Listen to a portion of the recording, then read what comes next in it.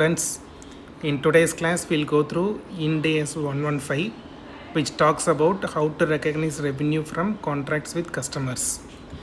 So to recognize revenue from contract with customers, Ind AS 115 actually suggests 5-step model. Okay, so step 1 is to identify the contract with customer. So that's step number 1. So there will be contract and you have to identify the contract with customer. So that's step 1. And step 2 talks about in the contract there will be performance obligation. So you have to identify various performance obligations specified in the contract. Then step 3 is there will be transaction price in the contract. So you have to determine what is the transaction price for the contract. Then step 4 is allocate the transaction price, because the transaction price could be a lump sum one. Then you have to allocate the transaction price to each and every performance obligation stated in the contract. Then step 5 is to recognize. This is a final step. You have to recognize the revenue. So the revenue will be recognized when or as the entity satisfies the performance obligation. So you will have the performance obligation and you will have the transaction price allocated to the performance obligation. So as and when the entity completes the obligation, then to that extent the revenue can be recognized. So these are the 5-step model. Okay, so we'll go through in detail with some specific example on each of the steps. Okay, now we'll take step 1, identifying the contract. So before getting into some examples to identify the contract, we'll just refer to Indian Contract Acts, which defines the contract. So you can refer to section 2H of the Indian Contracts Act. It talks about for a contract, then there should be a free consent of the parties involved. So to qualify an agreement to be a contract, there should be free consent. There will be 2 parties minimum, and both the parties should give free consent to the terms involved in the contract. Then second condition is the parties must be legally capable of entering into the contract. Then the third one is there should be consideration and the object of the contract must be lawful. So the consideration should be lawful and the object of the contract must be lawful. Then the last one is the agreement must not be expressly declared void by the law. So if any law states that this agreement is void, then this will not constitute a contract. Okay, just to refer the Contract Act. So then we'll get into some specific illustration which talks about how to identify the contract. Okay, so we'll go through illustration 1. So here New Way Limited declares to enter a new market that is currently experiencing economic difficulty and expects that in future economy will improve. So New Way Limited decides to enter into a new market, but the market is not matured one, it's a bit emerging one, and there are some economic difficulty before it stabilizes. Okay, and New Way enters into an agreement with the customer in the new region for networking products for promised consideration of 12,50,000 rupees. At contract inception, New Way expects that it may not be able to collect the full amount from the customer. Okay, so this is the bit of situation. So now we have to determine how New Way Limited will recognize this transaction. Okay, so here assuming the contract meets all other criteria, I mean whatever needs to be covered under Ind AS 115 and also as per the Contract Act, assuming everything is met, then New Way need to assess whether the collectability is probable. Okay, so in making this assessment, New Way considers whether the customer has the ability and intent to pay the estimated transaction price. So here the customer, since it's a new market, so customer may not have the full ability, and even though they have the ability, they may not have intention to pay the full consideration. So the entire 12,50,000, there could be some issue in collectability. So the entity also confirms that they expect a kind of a lower recovery from those customer. So ultimately whatever the amount expected by the entity would become the contract price. So the contract price may be lower than the promised consideration. Okay, so then we'll go to next illustration. So to understand better about the how to identify the contract. So here a gymnasium enters into a contract with a new member to provide access to its gym for a 12-month period at 4,500 per month. So the member can cancel his or her membership without penalty after 3 months. So here there is a contract and the contract is for 12 months period and there is a defined consideration of rupees 4,500 per month. However, the customer can cancel the contract without any penalty after 3 months. So in this case, the enforceable right and obligation of this contract are for 3 months only. Since thereafter the contract term can be terminated, so hence the contract is only for 3 months.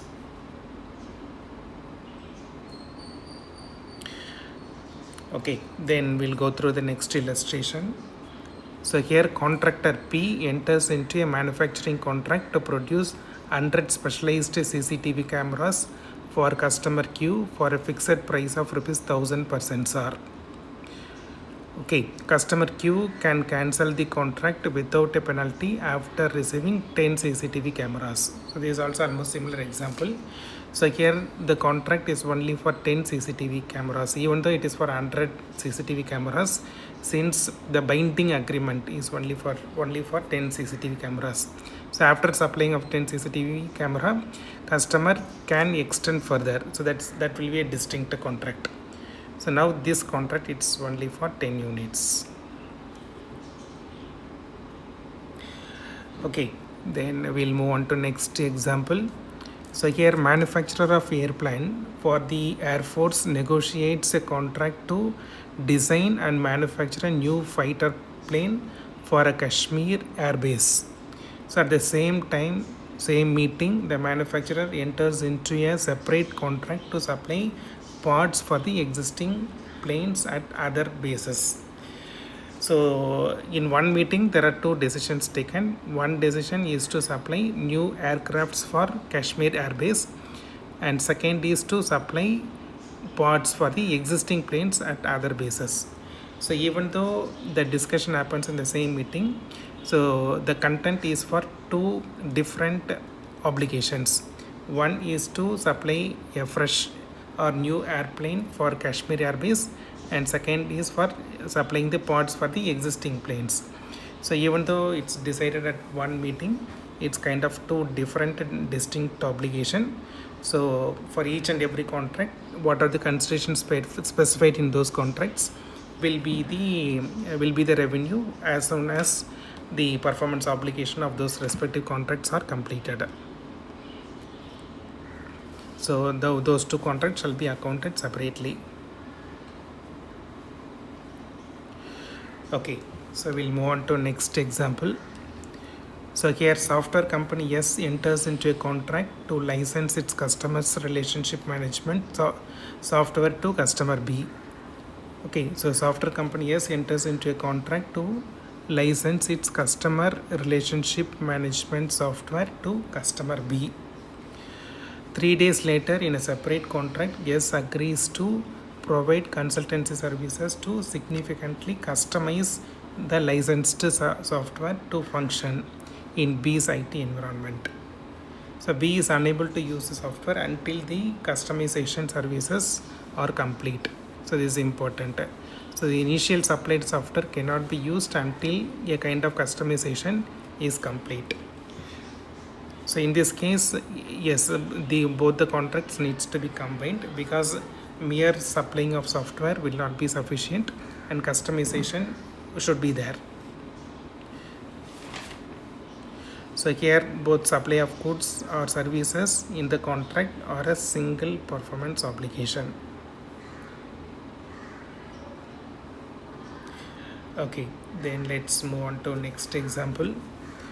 So here manufacturer M enters into a contract to manufacture and sell a cyber security system to government related entity P. 1 week later in a separate contract, M enters into a contract to sell the same system to government related entity Q. both entities are controlled by the same government.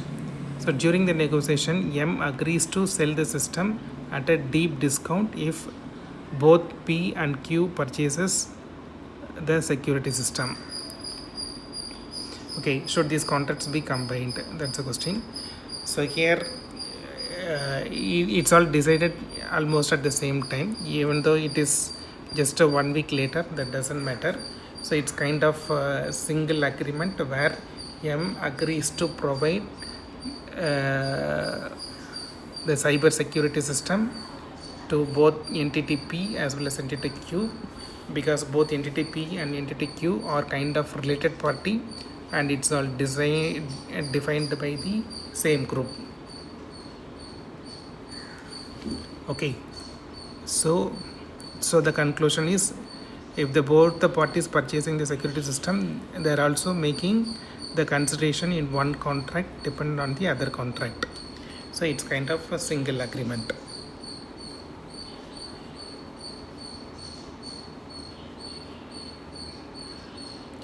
Okay, we'll move on to next example. So here an entity promises to sell 120 products to a customer for rupees 1,20,000, so 1000 per product. So the product are transferred to the customer over a 6 months period. So the entity transfers the control of each product at a point in time. After the entity has transferred control of 60 products to the customer, the contract is modified to require the delivery of an additional 30 products, a total of 150 identical products, to the customer at a price of rupees 950 per product, which is standalone. 30 products were not included in the initial contract. So it is assumed that the additional products are contracted for a price that reflects the standalone selling price. So determine the accounting for the modified contract. Okay, so here the point is, the entity produces to sell 120 products. So initially the price is fixed at 1000 per product, and thereafter it's extended for another 30 products at 950 rupees per product. So we'll have to see whether this 120 and 30 should be seen together or it should be a separate contract. So here when the contract is modified, the price of the contract modification for the 30 products is an additional 28,500, that is 950 into 30. The pricing for the additional product reflects the standalone selling price of the product at the time of the contract modification, and the additional products are distinct from the original product. So this 30 is distinct from the initial 120. So accordingly, the contract modification for the additional 30 product is in effect a new and separate contract for future products that does not affect the accounting for the existing contract. So existing contract 120 into 1000, as you supply the 120 you can recognize the revenue, and for the remaining 30 the price will be 950, and as you supply the remaining 30 products you will recognize this 950 per product. So both are distinct contract. So as you complete the performance obligation of those respective contract, the entity can recognize the revenue.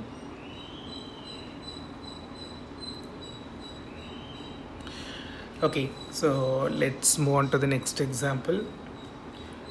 So on 1st April 2021, KLC Limited enters into a contract with Mr. K to provide a machine for rupees 25 lakhs and 1 year maintenance warranty services for rupees 55,000 per month.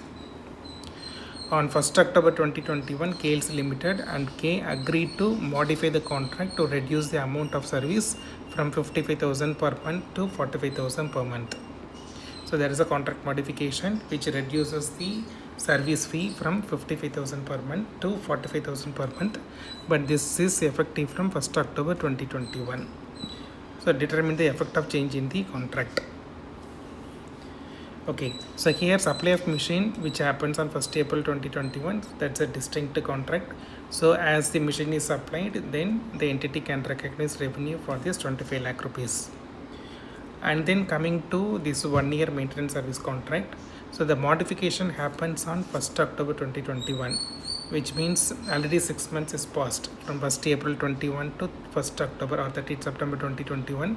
6 months already passed. So for these 6 months, KLC Limited would have already recognized revenue at the rate of 55,000 per month for 6 months period. So that's already done. So now the modification happens, and the modification will be kind of prospective effect, not retrospective effect. So from 1st October 2021, the AMC revenue will be recognized at the rate of 45,000 per month for the remaining 6 months. Done. Okay, then we'll move on to next example. So here Growth Limited enters into an arrangement with the customer for infrastructure outsourcing deal. So based on its experience, Growth Limited determines that commissioning the infrastructure will take approximately 200 hours in total to complete the project, and charges at the rate of 150 per hour.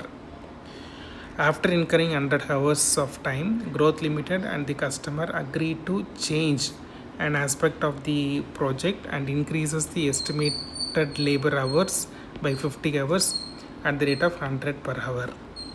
So determine how the contract modification will be accounted as per Ind AS 115. Okay, so you can refer to this table. So initial contract, it is for 200 hours at the rate of 150. So 30,000 rupees is the total consideration. Then modified contract is addition of another 50 hours at the rate of 100. So that gives another 5,000 rupees. So in total, it would be 250 hours. Total is 35,000. So the average comes to 140 per hour. So revenue to be recognized is 100 hours at the rate of 140, 14,000. And revenue already booked is another 100 hours at the rate of 150, 15,000. Right. So which means 1,000 rupees is already recognized in addition, so that needs to be reversed. So adjustment revenue would be 1,000, which means the modification will have a retrospective effect. So this example gives how the contract modification can be given retrospective effect.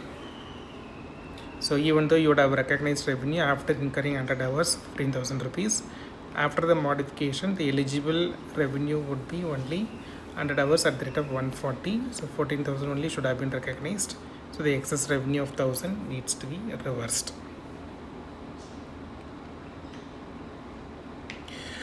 Okay, so those are the example for how to identify the contract.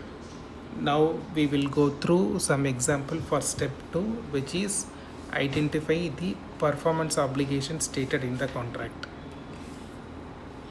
Okay, so we'll take this example. So here an entity promises to provide a customer with software that it will significantly customize. So there is a significant customization is required to make the software function with the customer's existing infrastructure. So based on its facts and circumstances, the entity determined that it's providing the customer with a fully integrated system. So it's providing the customer with a fully integrated system, and the customization services requires it to significantly modify the software in such a way that the risk of providing it and the customization services are inseparable. So this is important. So there are two kind of services here. One, providing the software, and second is customizing the software.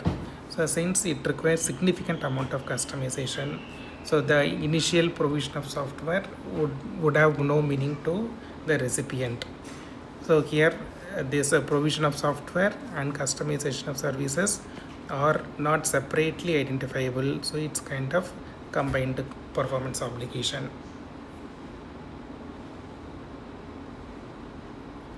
Okay, so we'll go through one more illustration. So here a construction services company enters into contract with the customer to build a water purifier plant. Okay, the company is responsible for all aspects of the plant, including overall project management, engineering and design services, site preparation, physical construction of the plant, procurement of pumps and the equipment for measuring and testing flow volumes and water quality and the integration of all components. So it's kind of EPC contract. So a complete scope is included in providing the water purification plant. So determine whether a company has a single or multiple performance obligation under the contract. Okay, so to determine whether a goods or services represent a performance obligation on its own or is required to be aggregated with other goods or services can have a significant impact on the timing of revenue recognition. So that's important. So whether it is a single performance obligation or you have to club with other individual performance obligation, so that really matters when you have to recognize the revenue. So in order to determine how many performance obligations are present in the contract, the company applies the guidance above. So while the customer may able to benefit from each promised goods or services on its own, so this is important. So while the customer may be able to benefit from each promised goods or services on its own or together with other readily available resources. So they do not appear to be separately identifiable within the context of the contract.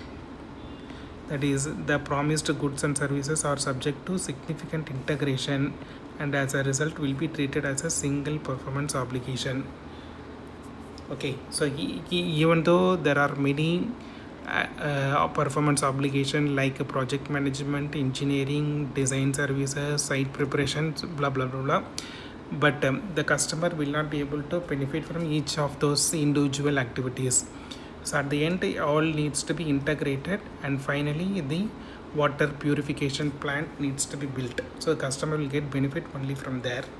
So here it is a single performance obligation. Okay, let's move on to the next example.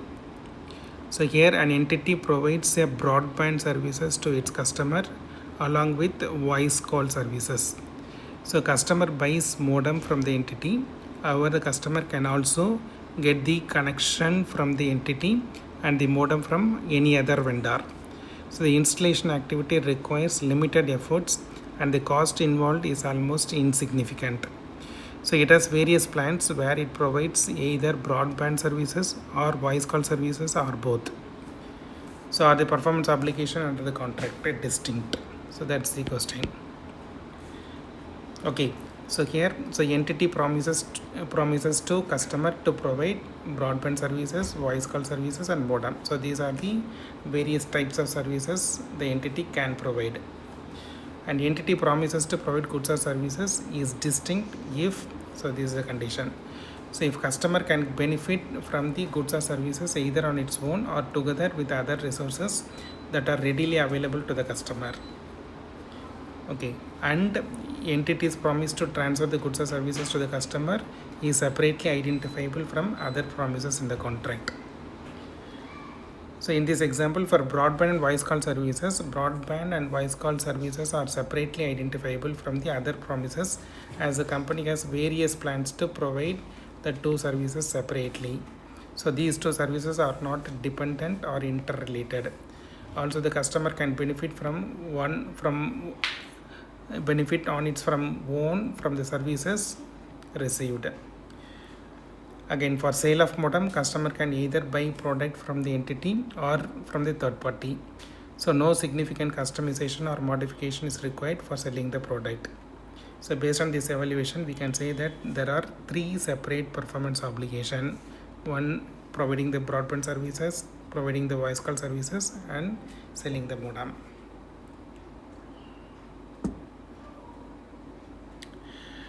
Okay, we'll move on to next example. So here an entity enters into a contract to build a power plant for a customer. The entity will be responsible for the overall management of the project, including services to be provided like engineering, site clearance, foundation, procurement, construction of the structure, piping and wiring, installation, equipment, finishing. Determine how many performance obligations does the entity have. Okay, so here based on the discussion above, it needs to be determined that the promised goods or services are capable of being distinct as per the principles of section in DS 115. That is, whether the customer can benefit from the goods or services either on their own or together with other readily available resources. So this is evidenced by the fact that the entity or competitors of the entity regularly sells many of the goods and services separately to other customers.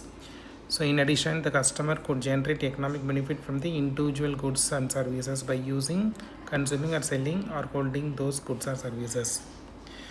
However, the goods and services are not distinct within the context of the contract. That is, the entity promised to transfer the individual goods and services in the contract are not separately identifiable from the other promises in the contract. So this is evidenced by the fact that the entity provides a significant services of putting together the various inputs or goods and services into the power plant or the output for which the customer has contracted. Okay, since both the criteria has not met, the goods and services are not distinct. The entity accounts for all the goods and services in the contract as a single performance obligation.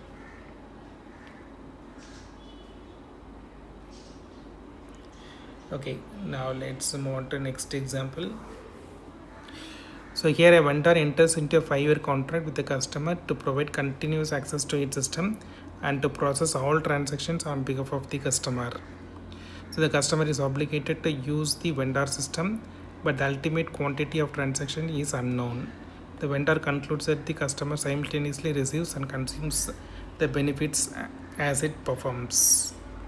If the vendor concludes that the nature of its promise is to provide continuous access to its system rather than process a particular quantity of transaction, it might conclude that there is a single performance obligation to stand ready to process as many transactions as the customer requires.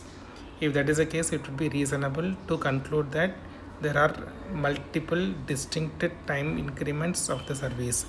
Each day of the access to the service provided to the customer could be considered substantially the same, since the customer is deriving consistent benefit from access each day, even if a different number of transactions are processed each day.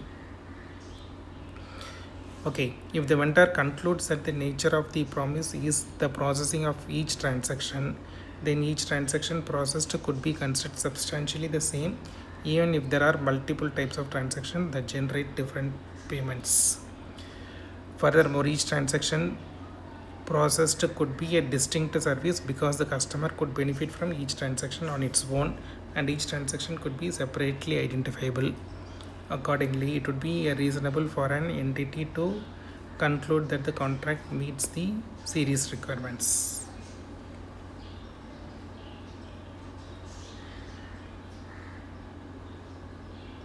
Okay, we'll go through one more example. So could the series requirements apply to hotel management services where day-to-day activities vary, involve employee management, procurement, accounting, etc. Okay, so the series guidance requires each distinct goods or services to be substantially the same. So management should evaluate this requirement based on the nature of its promise to customer. For example, a promise to provide hotel management services for a specified contract may meet the same series criteria because it's providing the same service, hotel management, each period. So even though some on underlying activities may vary each day, the underlying activities, for example, reservation services, property maintenance services, activities to fulfill the hotel management services rather than the separate promises. The distinct services within the series is each time increment of performing the service.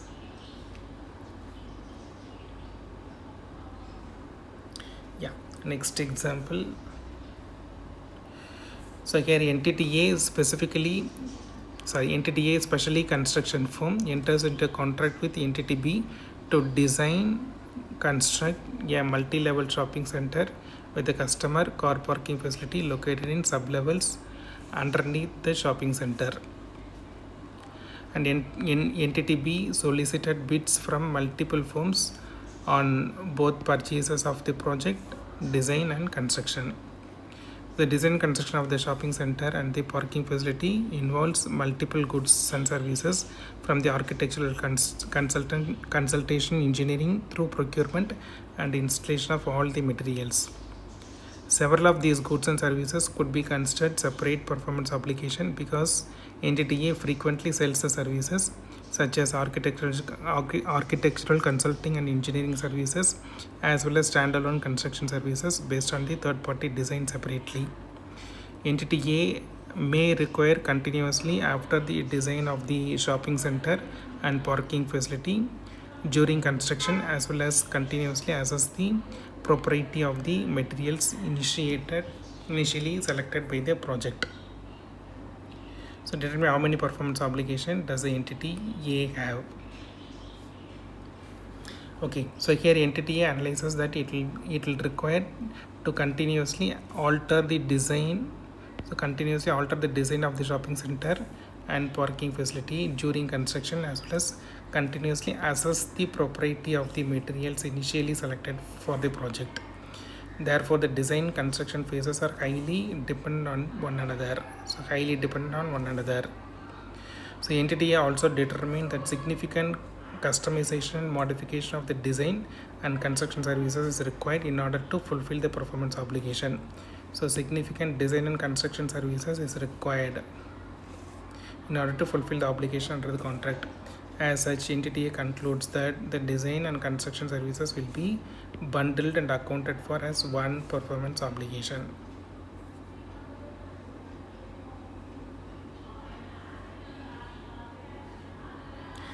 Okay, next example. Here an entity, a software developer, enters into a contract with the customer to transfer a software license, perform an installation services, and provide unspecified software updates and technical support for a 2-year period. The entity sells the license, installation service, and technical support separately. The installation service includes changing the web screen for each type of user, for example marketing, inventory management and information technology.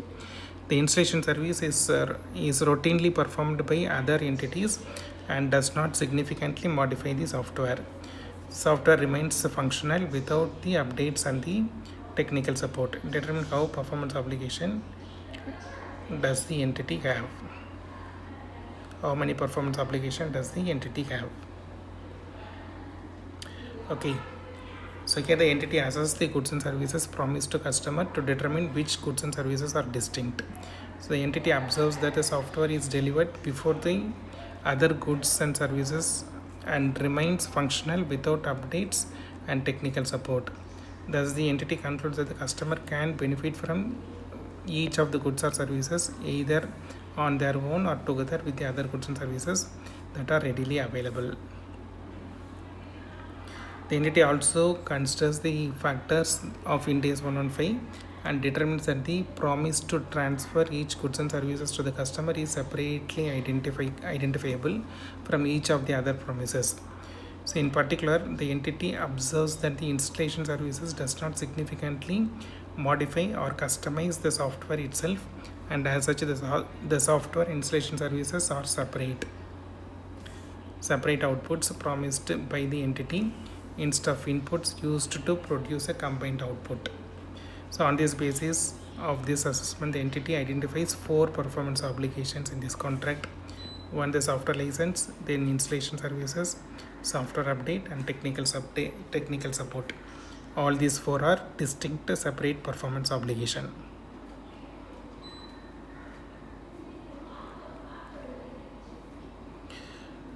Okay, then significant customization. So let's see if a contract needs significant customization. So here the promised goods and services are the same as in the above illustration, except that the contract signifies that as part of the installation services, the software is to be substantially customized. So here a substantial customization is needed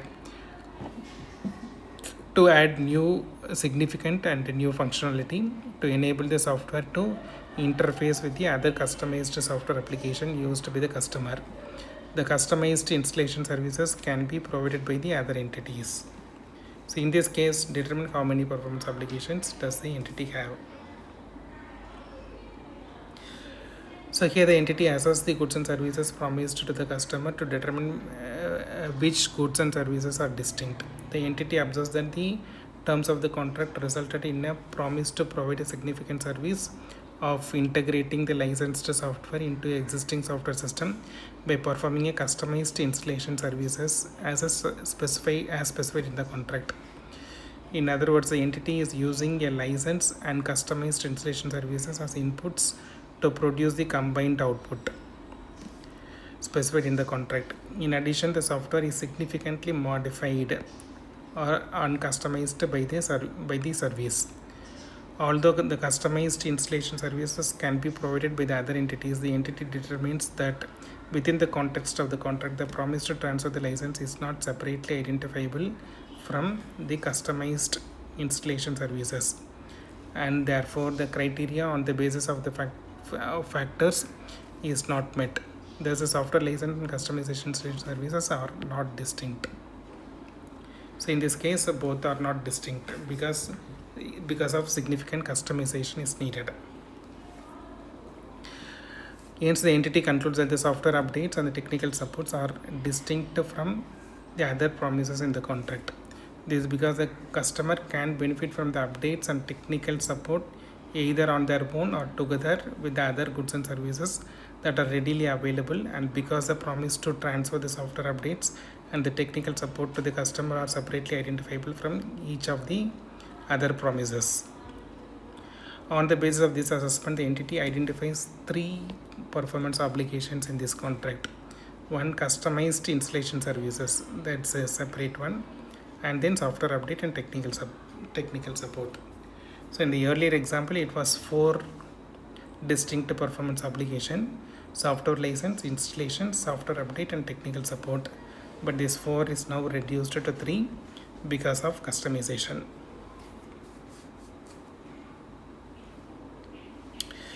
Okay, let's move on to next example.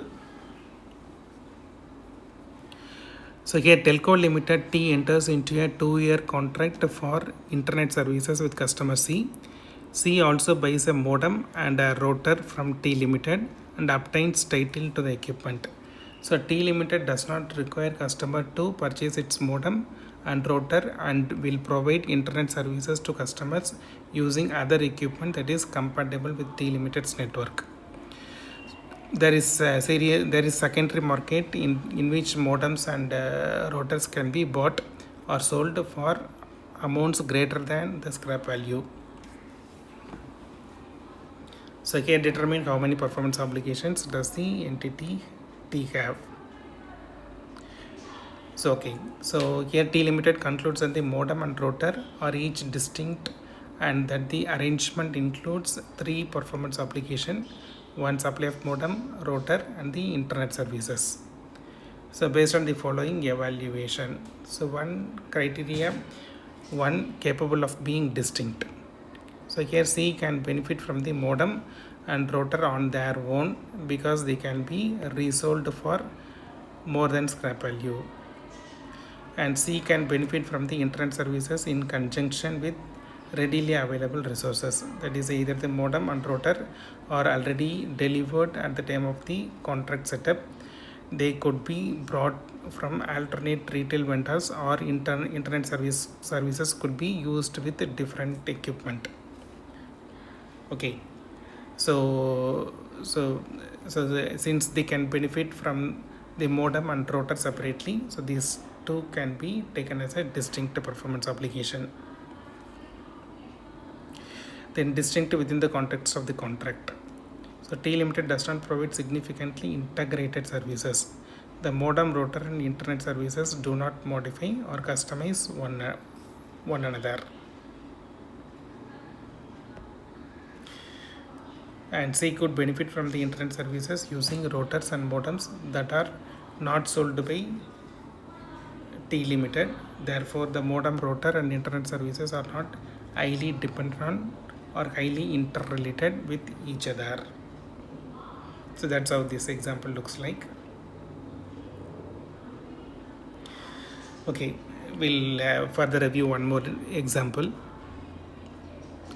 So here we limited grants customer C a 3-year license for antivirus software.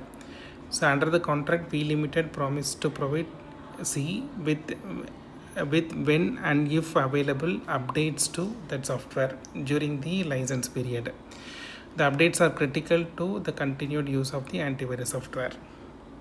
So determine how many performance obligations does the entity have. So here we limited concludes that the license and the updates are capable of being distinct because of the antivirus can still deliver its original functionality during the license period without the updates. So C can also benefit from the updates together with the license transferred when the contract is signed.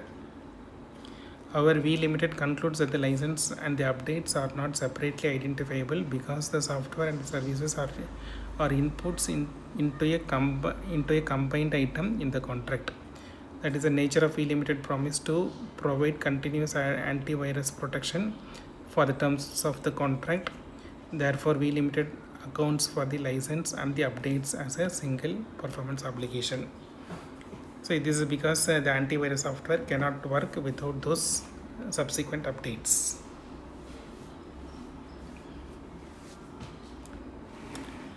Okay, so then we'll move on to next example. So here media company P Limited offers magazines subscriptions to its customers. When customers subscribe, they receive a printed copy of a magazine each month and access to magazine's online content. So here determine how many performance obligation. So here the magazine copies are sold and also access to online magazine content. So here P evaluates whether the promise to provide printed copies and online access are separate performance obligation. So P determines that the arrangement includes the two performance obligations for the following reasons. One, the printed copies and online access are both capable of being distinct because the customer could use them on their own. The printed copies and online services are distinct within the context of the contract because they are in different formats, so they do not significantly customize or modify each other, nor is there are any transformative relationship into a single output. So it is two distinct contract.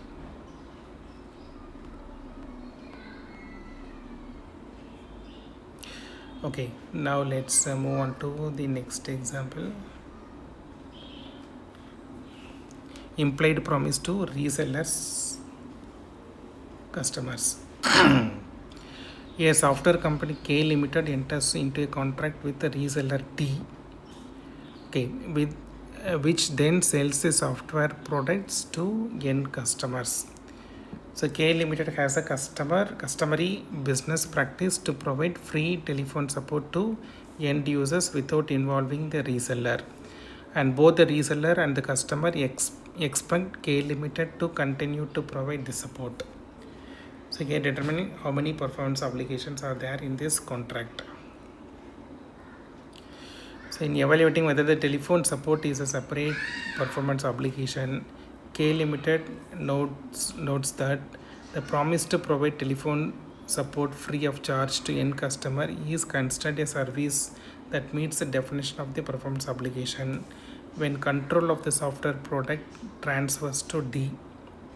As a result, K Limited accounts for the telephone support as a separate performance obligation in the transaction with the D.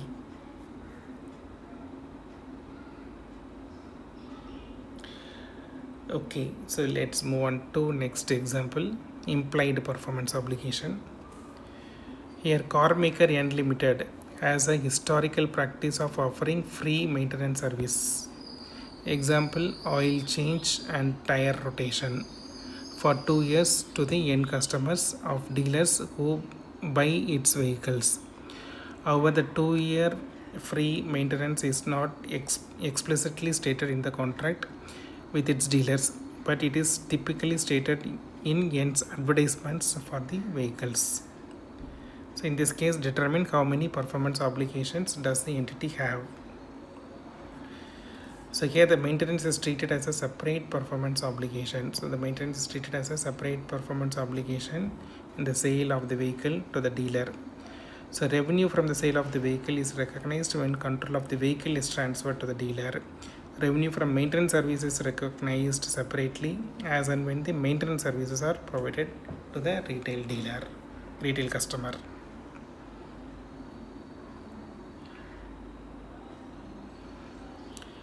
Okay, let's move on to next example. Here entity sells gym memberships for rupees 7,500 per year to 100 customers with an option to renew at a discount in second and third year at rupees 6,000 per year. So entity estimates an annual attrition rate of 50% each year. So determine the amount of revenue to be recognized in the first year and the amount of contract liability against the option given to the customer for renewing the membership at discount. Okay, so here allocated price per unit is calculated as follows. So total estimated membership is 175 members. So total estimated number of members is 175 members. So year 1 is 100 and year 2 is 50 and year 3 is 25. So year 1 they have given 100 customers and then there is an attrition rate of 50% in the subsequent years. So first year 100, second year 50% and third year further 50% down. So in total 175 customers for the 3-year period. And total consideration would be for the first year 100 customer at the rate of 7,500, second year 50 customer at the rate of 6,000 and third year also 25 customer at the rate of 6,000. So total consideration is 12 lakh.